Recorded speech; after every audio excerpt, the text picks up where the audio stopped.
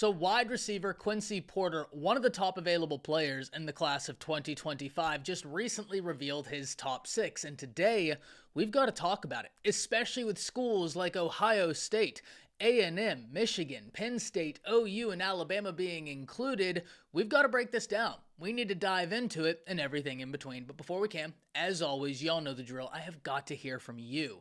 Hop down to the comments and let me know what you're thinking. And given that half the schools are from the Big Ten and the other half from the SEC, do you believe that Quincy Porter will play his college ball in the Big Ten or the SEC? Can't wait to hear from you. If you're new to the channel, be sure to subscribe. Hit that bell notification as I do constant college football content. You don't want to miss any of it. And if you enjoyed the content, be sure to like and comment down below, as those interactions seem small, but they truly are massive to content creators such as myself. But having said all that, let's dive right into this. And where do we begin? First and foremost, who is Quincy Porter? Well, as I alluded to in the intro, he is a wide receiver that is one of the best available players in the class of 2025 out of Bergen Catholic High School in New Jersey. Per 24/7 Sports, he stands 6'3", 190 pounds, and he comes in as the number 49 player in the nation, regardless of position, the number 7 wide receiver, and the number 1 player in the state of New Jersey. So already, you're seeing a guy that's one of the top-ranked players in the nation, a top 50 guy, a top 10 wide receiver, and the number 1 player in his state, standing 6'3". So he has got the size and the length that all these major colleges are looking for, especially for an outside wide receiver. But that gets us into his top 6. And we're going to start with Ohio State, because wide receiver coach Brian Hartline is a name that every fan of a college football program that follows recruiting will be aware of. Whenever Brian Hartline gets involved in a recruiting battle, especially for wide receivers, everybody kind of collectively sighs, because this guy has been recruiting receivers at an elite level for a few years now, and I don't think that's going to change anytime soon. In fact, if we look at what Ohio State has been able to do, they have 9 wide receivers in the NFL. Now, it's important to note as we go through this list and I talk about how many receivers each team has in the NFL, that's after the 2024 NFL draft. But we are also going to talk about the production of those wide receivers, which obviously isn't going to include the guys just drafted. When we talk about Ohio State, we talked about Brian Hartline. We know he's an elite recruiter. He does it time and time again. He is a thorn in the side of pretty much, well, every college out there.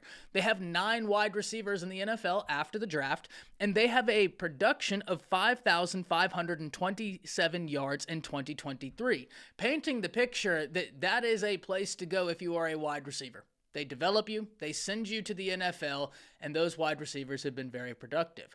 But then we talk about A&M, who just hired a new wide receiver coach in Coach Wiggins, who comes from Alabama and who has been a fantastic recruiter in the past. A&M, after the NFL draft, has 4 wide receivers in the NFL, and they have a production of 2,650 yards. Now, I'm super interested to see how Wiggins is going to be able to help A&M, specifically in wide receiver recruiting, but that's not an area that they've necessarily struggled in. And in fact, it's going to be interesting to see the development that occurs under Wiggins. That is something I am going to be watching very closely. We move forward to Michigan, who has wide receiver coach Ron Bellamy. They have 6 wide receivers in the NFL and had a production last year of 1,520 yards. But it does help whenever you get to say, hey, we just won a national championship. And yes, that is sort of recency bias, but at the same time, it is proving the point of we didn't have the high power offense, but we still got it done. So you can come here, win big games, and go to the NFL. They have 6 guys in the NFL. That's a solid number. And one thing we need to talk about is, yes, Harbaugh might not be there anymore, but Sharon Moore stepped in for Harbaugh when he was suspended this past year and continued to won some really big games for the Wolverines.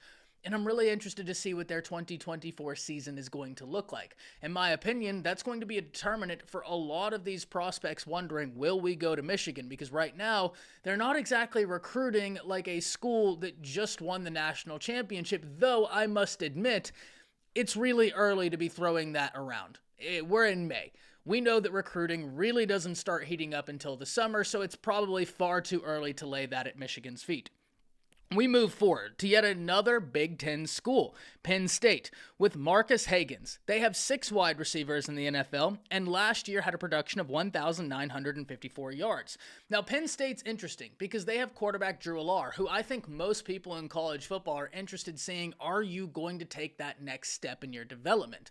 And if he does, that's only going to make these recruiting pitches more enticing, because you're going to be able to tell these guys, hey, we've been able to develop quarterbacks. We have wide receivers in the NFL putting up big-time numbers. Come be the next guy. And that's always a pitch I find intriguing. We move forward to Oklahoma with wide receiver coach Emmett Jones, who has been a fantastic recruiter for the Oklahoma Sooners since he got on campus. And not only in terms of a recruiter, he's been able to get major transfer portal wins for the Sooners, and that wide receiver room has looked better since he's got there, in my humble opinion. He's got 5 wide receivers in the NFL. I should say OU has 5 wide receivers in the NFL because Emmett Jones just got there, so allow me to correct myself. The Oklahoma Sooners, after the draft, with Drake Stoops getting on a team, have 5 wide receivers in the NFL and a production of 2,757. And this really shouldn't surprise anyone. When we think of Oklahoma historically, since we have really had the college football playoffs, they've been an offensive team. Now, Brent Venables is working to make them a balanced team, to make the defense ferocious and one that you must fear and respect, but he's not trying to shy away from the offensive prowess that the Sooners have become so accustomed to.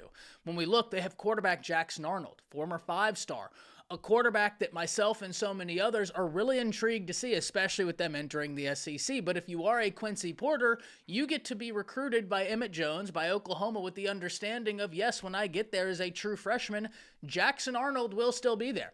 He's still going to be the quarterback. And to me, that's always an enticing pitch, something I'm super curious about. And they've had fantastic production in the NFL, considering before this year, before the NFL draft, they had 4 wide receivers in the NFL with a production of 2,757. That to me is very impressive. And finally, we arrive at the Alabama Crimson Tide, where new wide receiver coach Jamarcus Shepard is set to set the world on fire, just like he did at Washington. Now, whenever we unpack this one's a little bit interesting because, like I just said, Jamarcus Shepard just got to Alabama. So what did he do at Washington in terms of have guys drafted? Well, look no further than the 2024 NFL Draft, where Washington had 3 wide receivers drafted, and all 3 of those guys are expected to make an impact. If we take it back a step and talk about Alabama, Alabama is one of a few schools out there that have a viable argument at wide receiver U. Because we currently sit here and talk, there are 9 Alabama wide receivers in the NFL, and they had the most production of anybody on this list with 5,690 yards. And Alabama, it seems like, continues to pump out talented wide receivers to the NFL. Remember, Alabama was the only school that went back-to-back years with 2 wide receivers in the first round of the NFL Draft, and had John Mechie not gotten hurt, they probably would have gone 3 years with 2 wide receivers taken in the first round of the NFL Draft. Now they get Jamarcus Shepard, who in my opinion is one of the best wide receiver coaches in the nation, and it's not necessarily just my opinion. If you look at the production Washington just had at wide receiver, I think it's an easy argument to support. So this is a recruiting battle I think we all need to be watching. You have got several high-powered recruiters going after Quincy Porter, an incredibly talented prospect, and anytime you have a Brian Hartline, a Jamarcus Shepard, an Emmett Jones, Ron Bellamy, Holloman Wiggins, and Marcus Hagans after the same guy, it's going to make for an entertaining battle. And you guys already know, I love following recruiting, but I love recruiting even more whenever we can talk about heavyweight recruiters and fantastic coaches going after these talented prospects, using their pitches. It is going to be fantastic to see. But I can't wait to hear from all of you. Hop down to the comments. Where do you think Quincy Porter ends up? And do you believe he ends up in the SEC or the Big Ten? Though, I suppose, if you give me your school, that will answer the question. Can't wait to hear from you. That's it. See you.